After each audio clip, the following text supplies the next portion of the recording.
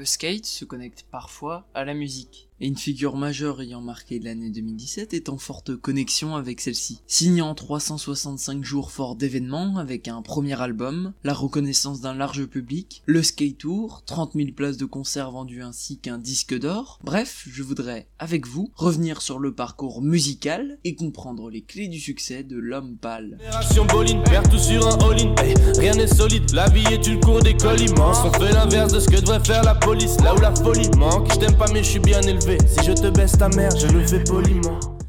4 décembre 1991, Antoine voit le jour. Originaire du 13e arrondissement, il passe son enfance et adolescence à faire du skate, traîner et écouter de la musique. Il étudie d'ailleurs dans une école de vidéo, affinant sa facette de créateur. Malheureusement, il rate son bac en 2008. Une année plus tard, une révélation s'offre à lui. Après ses longues journées à écouter ardemment toutes sortes d'artistes, Antoine décide d'écrire ses premières ébauches, voyant un ami travaillant avec la 75 Session rapper lors d'une soirée. Il se donnera, au début, comme surnom Joe Pump. L'objectif de Pump est simple, être le meilleur. Pour l'aider à cela, son parcours suit aussi celui de ses amis du lycée, c'est-à-dire une bonne partie du 1995. Eux aussi s'intéressent de près au rap, ils baignent alors déjà dans la culture hip-hop. 2 ans plus tard, en 2011, il sortira un son avec Nekfeu, à la trappe, où il se fera critiquer du fait du décalage face au niveau technique de Nekfeu. Il se posera des questions. Après réflexion, il se fixe un nouvel objectif, voulant surprendre les critiques, il décide de s'investir à temps plein dans le rap. Pour preuve de sa réflexion, il changera quelques jours plus tard son nom d'artiste pour l'homme pâle, référence au genre rap très codifié par les médias, prenant un pseudo en opposition avec sa couleur de peau, une manière de faire parler de lui et de sous-entendre qu'il s'intègre au code existant.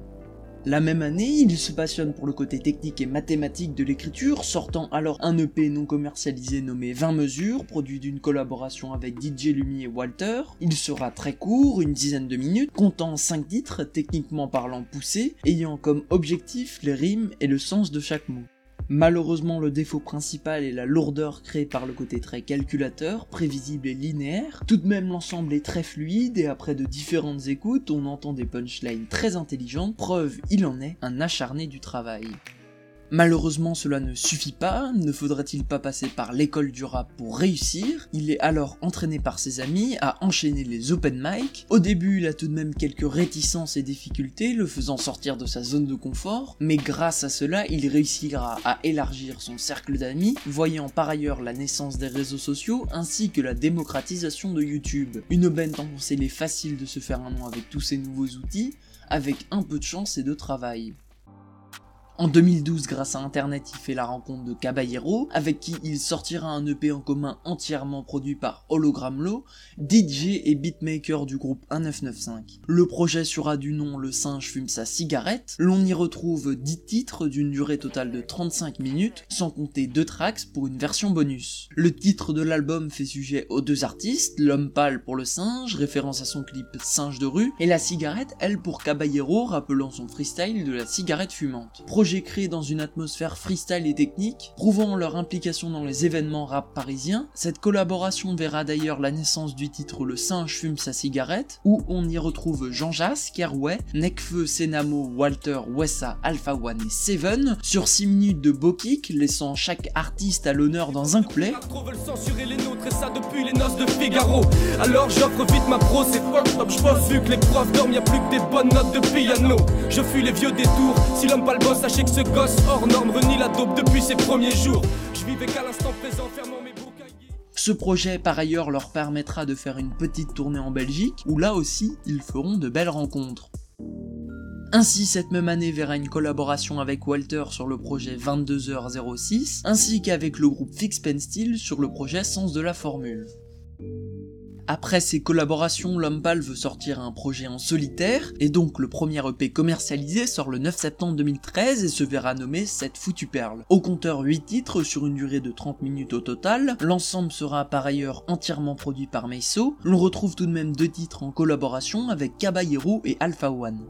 L'écriture de ce projet avait débuté en été 2012 quand à la recherche de prod pour une grosse mixtape solo, Antoine fait la rencontre avec Meiso, avec qui il travaillera ardemment sur la cohérence des morceaux, leur ordre et leur sens. Il sera le premier grand coup d'éclat de sa carrière, prouvant une maturité artistique alors qu'il n'est âgé que de 21 ans. Un son est d'ailleurs plus intéressant pour la suite. Je sors pas, rentrant pour la première fois dans le cher univers mental d'Antoine, détaillant un quotidien réfléchi dans ses moindres détails, avec une vision désabusée de l'existence, prouvant une folie cachée derrière un personnage très calculateur à première vue. La guérison n'est qu'une légende, la rue chic la tête, va surgir la bête en moi, c'est la montée du méchant, l'art d'une gifle à terre, j'aurais raison d'être plus déjante, et tu peux compter sur les gens que s'il y a du chiffre à faire, alors je calcule plus personne, le manque d'inspiration provoque la fracture du sternum, la face sur une braise, comme s'il fallait que mon rap brûle, merde je peux pas fuir sans la carrure du Bolt. Après ce projet, il souhaite continuer sa grosse mixtape en solo, souhaitant sortir des choses plus libres et expérimentales, signe d'une sorte de crise adolescente musicale. Il dira d'ailleurs en interview: « Des fois tu as envie de faire des choses qui ont du sens, de raconter une histoire, et parfois tu as envie de déconner. Mon prochain projet par exemple va être quelque chose d'opposé à cette foutue perle. Une sorte de mixtape où ça passe du coq à l'âne, avec des tracks sur lesquels j'en ai rien à foutre, je veux vraiment me faire plaisir. Faire des morceaux incohérents si j'ai envie, car je sais que quand tu taffes avec le même beatmaker sur un projet, tu sais qu'il va y avoir une couleur en commun sur toutes les tracks. » Le 15 septembre 2014, le second EP commercialisé du nom de Seigneur voit le jour. Il se présente sous la forme de 8 titres, avec un bonus pour les précommandes iTunes. L'innovation est de proposer un beatmaker différent par son. Y participent Vidi, Jean Jass, Drixé, Nat Power, Hologram Law, Stu, Meiso et Mr. Own. L'idée est de se détacher de cette habitude à prendre uniquement un beatmaker par projet, pour ne pas rester dans une même ambiance. Antoine est à la recherche de lui-même, chaque son propose un univers différent en mettant un peu de côté cet aspect technique et mathématique qui le passionne pourtant toujours. Cette variété se retrouve dans le titre en collaboration avec Dooms, référence au film Under the Void, réalisé par Gaspard Noé, réalisateur qui l'admire et avec qui il abordera les mêmes visuels et questions sur la mort, la drogue et le sexe.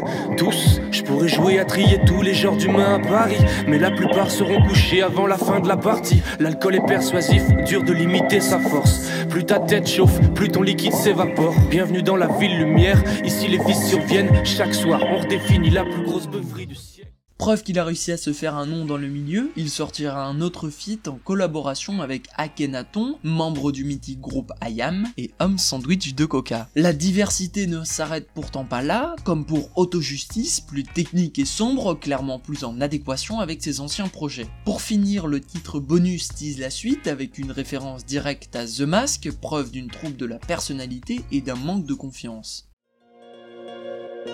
Y'a plus de suspense, pour se tuer la route est courte. Mon but, devenir une tête et être sur tous les coups. Nique le succès, je me fiche que tu prennes pour le meilleur de la classe. Moi je veux juste l'être dans les yeux de ma femme. Je perds mon temps à se souhaiter des trucs que j'aurais pas, il me reste trop de choses à vivre avant de croiser la Santa Muerte.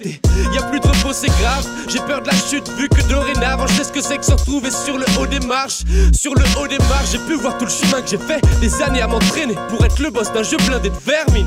Je crains d'être prêt, maintenant que je détiens cette dope, et je vais devenir le meilleur juste parce que je sais rien faire d'autre. Le 18 mai 2015, c'est au tour de Majesté, troisième EP solo commercialisé de sortir, suite directe de Seigneur, sorti 7 mois plus tôt. Le projet est composé de 10 titres produits par 5 beatmakers ayant tous déjà travaillé avec Antoine auparavant. Il présentera 2 feats avec Caballero et Alpha One, mais c'est bien en solo que l'homme pâle brille. Entre autres avec Majesté, titre éponyme de l'album, ou encore Ego, véritable preuve de sa confiance en lui ou plutôt d'une faiblesse. Preuve il en est que son personnage commence à prendre le dessus sur lui. Je vais vous faire une confidence, je suis un génie. Et mon destin est plus imprévisible qu'une balle rebondissante. Les profs disaient que j'étais inventif en tout. Un corps d'athlète avec des sentiments doux. Je sens bien que ma présence rassure les gens qui m'entourent. Mais je ne pourrai pas être là pour tous les terriens. Je dois m'occuper des miens. Les miens savent que personne ne brille comme moi. Les autres pleurent lorsqu'il faut me dire au revoir. J'ai l'air d'être un vaurien, je crois. Majesté et Seigneur ne devaient faire qu'un, on le ressent en écoutant les projets à la suite, mais tout cela se serait concrétisé par un album, trop tôt selon l'avis de l'homme pâle. L'idée de séparer les titres en deux est venue toute seule, la majorité des sons se composaient soit d'une partie plus légère et déconnante, Majesté, ou de morceaux plus sombres et sérieux, Seigneur. On observe aussi que les projets se fusionnent, un l'homme pâle de face lumineux et un second de dos beaucoup plus sombre. Grâce à ces projets, Antoine prend confiance en lui, il se sent prêt pour sortir son album, qu'il commencera à écrire à son retour d'Australie, où il a vécu 3 mois et demi avec sa copine. Les fans commencent à attendre des nouvelles de l'album, quand, surprise, le 27 mai 2016, ODSL, Oh Dieu soit loué, sort pour faire teaser la suite. Un projet de 3 titres, entièrement produit par Stu, qui aujourd'hui travaille pour le label American Ultra Records, ce qui lui a permis, entre autres, de réaliser des titres sur le dernier album de Drake. Et là, c'est la claque en 3 sons. R2D2, Achille, Oyasumi. En 3 sons, je vous jure, on a la technique, la performance, l'identité, l'interprétation, le côté artistique, l'ambiance. Alors qu'on était censé considérer ça un peu comme des préliminaires avant l'album, bah moi j'ai trouvé que là, la forme et le fond, bah ils faisaient une partouze. 200 à l'heure, je suis dans un film. Un verre de trop, je me sens invincible. C'est cool, mais ça dépend de l'usage. Et moi, je suis rarement le plus sage. Bagarre avec un mec qui me ressemble. On n'a pas su calmer nos esprits. Dommage, on aurait pu bien s'entendre. Mais j'ai juste dragué la mauvaise fille. Merde. 3 mois après l'annonce sur Pommade, le voilà. Le premier album est arrivé. Il se nomme Flip et vient au jour après plus de 2 ans d'écriture et 8 ans à expérimenter pour trouver quelque chose qu'il va réellement aimer, qui soit équilibré sur ces thématiques qui sont le calcul, l'amour des autres et de soi, le skate, l'angoisse, bref, de parler de lui. Pour cela, je vous propose l'analyse complète de Flip, une analyse titre par titre, puis ensuite parler des différentes thématiques abordées tout au long de l'album, pour ensuite faire une conclusion pour essayer de comprendre au mieux ce que l'homme pâle a essayé de nous dire. Pour cela, retrouvons-nous dans 2 semaines pour l'analyse complète de Flip. Je fais pipi dans des tirelires. Je fais gaga dans les 4x4, je fais pipi dans des tirelires. Je fais gaga dans les 4x4, je fais pipi dans des tirelires. Je fais gaga dans les 4x4, je fais pipi dans des tirelires. Je fais gaga dans les 4x4, je fais pipi dans des tirelires. C'est l'histoire, c'est un mec, il a un phare. Hubert. Et son nom c'est Stéphane. Mais non. Ah non. C'est le phare à Stéphane? Stéphane? Hubert. Non. C'est le phare à Hubert. Ah non.